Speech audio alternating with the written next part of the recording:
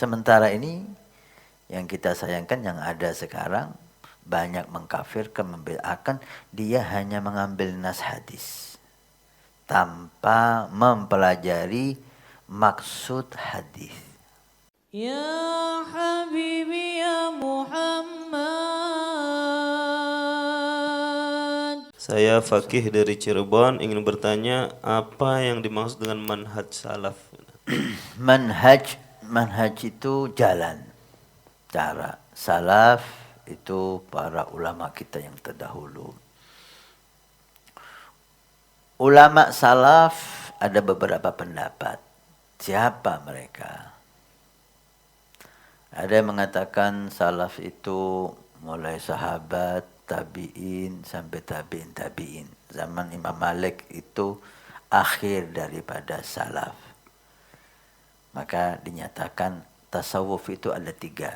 Tasawuf salafi. Tasawufnya ulama terdahulu, sahabat, tabi'in sampai ke Imam Malik. Berhenti. Setelah itu generasi berikutnya tasawuf sunni. Itu mulai ke bawah sampai Imam Ghazali, Abu Hasan Asy'adili dan seterusnya. Alhasil kalimat salaf tidak ada nas dari hadis atau Al-Quran yang menentukan salaf ini generasi ini sampai generasi inilah. Itu ijtihad ulama.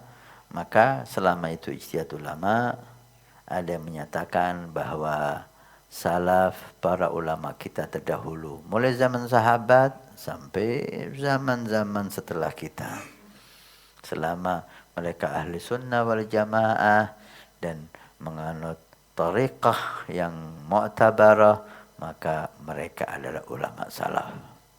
Tidak harus dalam zaman tertentu. Ini pendapat dari sebagian. Taib. Yang dimaksud manhaj salaf, cara yang dianut oleh para ulama kita terdahulu sampai ke Nabi Shallallahu Alaihi Wasallam. Seperti manhaj Al-Ba'lawi. Manhaj cara dakwahnya, cara dalam beragamanya para sahabat Ahlul Bait Al-Ba'lawi. Mereka mengikuti dari generasi sebelumnya ke generasi sebelumnya ke generasi sebelumnya sampai ke Nabi Shallallahu Alaihi Wasallam.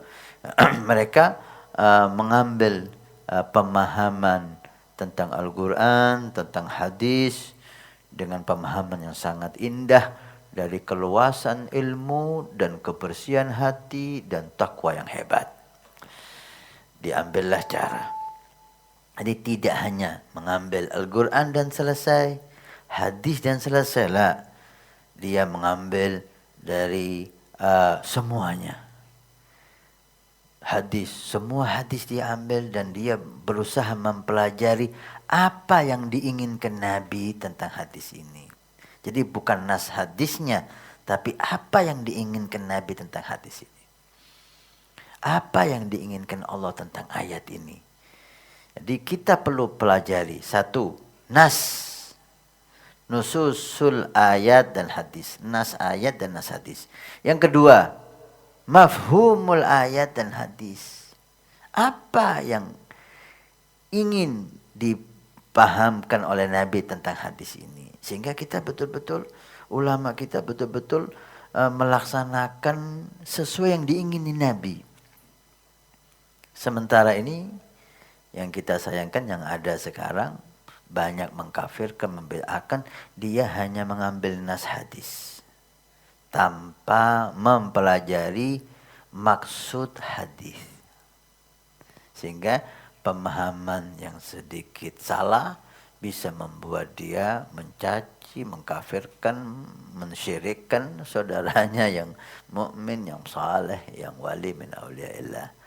Itu manhaj, cara dan cara para sahadah kita begitu indah dalam cara dakwahnya, dalam cara ibadahnya, dalam cara taatnya. Mereka mengambil daripada Al-Quran dan hadis dan maksud dari Al-Quran dan hadis. Sehingga sesuai dengan apa yang diinginkan oleh Allah, sesuai apa yang diinginkan oleh Nabi Sallallahu Alaihi Wasallam.